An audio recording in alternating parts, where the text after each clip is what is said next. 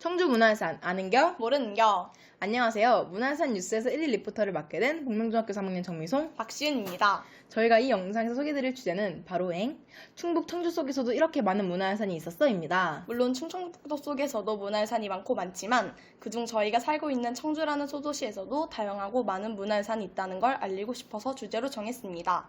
근데 여러분, 지금 저희가 있는 이 장소도 문화유산이라는 사실 알고 계셨나요? 청주 상당산성이라는 곳입니다. 상당산 계곡을 둘러싸아 만든 산성으로 백제 때부터 이미 이곳에 토성이 있었던 것으로 짐작되는 곳입니다. 상당이란 이름은 백제 때 청주목을 상당현이라 부르던 것에서 유래한 것이라고 전해지는데요. 지금의 성은 임진왜란 때 일부 고쳤으며 숙종 42년에 돌성으로 다시 쌓은 것입니다. 성벽은 네모나게 다듬은 화강암으로 쌓았으며 비교적 잘 남아있으나 성벽 위에 낮게 쌓은 담은 전혀 남아있지 않습니다. 성 안에 5개의 연못과 3개의 사찰, 관청 건물, 창고 등이 있었는데 현재는 문과 치석만 남아있는 상태입니다. 정상에 오르면 서쪽으로 청주청원 시내가 한눈에 내려다 보여 서쪽 방어를 위해 쌓여진 곳이었음을 알 수 있습니다. 제가 소개드릴 이곳은 1985년 개발 사업 중 많은 유물이 나와 발굴한 결과 옛 절터로 확인된 흔적사지입니다.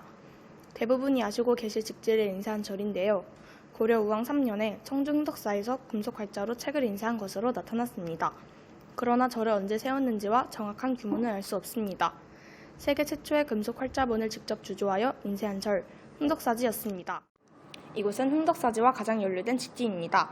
직지의 본래 이름은 백운화상 초록불조 직지 신체요절로 매우 길지만 짧게 직지로 불리우고 있습니다.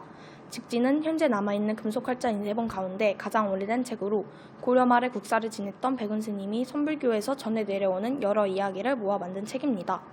상하 2권이 있었지만 현재는 한 권만 남아있는 상태이고 그마저도 첫 장은 없어진 것으로 밝혀졌습니다.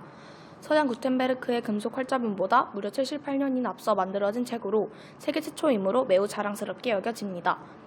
이 중 자랑스러운 사실은 청주에서는 직지라는 글자가 시내 이곳저곳에 있는 모습을 볼 수 있다는 것인데요. 버스 정류장이나 전봇대마다 직지라고 쓰여 있고 구 이름 중 하나도 직지를 만든 흔적사에서 이름을 따 흔덕구입니다. 그만큼 소중하고 자랑스럽다는 걸 느끼게 되네요.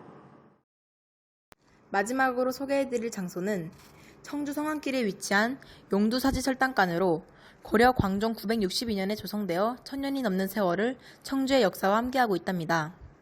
우리나라 단간 가운데 유일하게 국보로 지정된 작품이기도 한 용두사지설당간이 서 있는 곳은 고려시대 때 청주의 대표적인 사찰이 있었던 용두사가 있던 자리였습니다.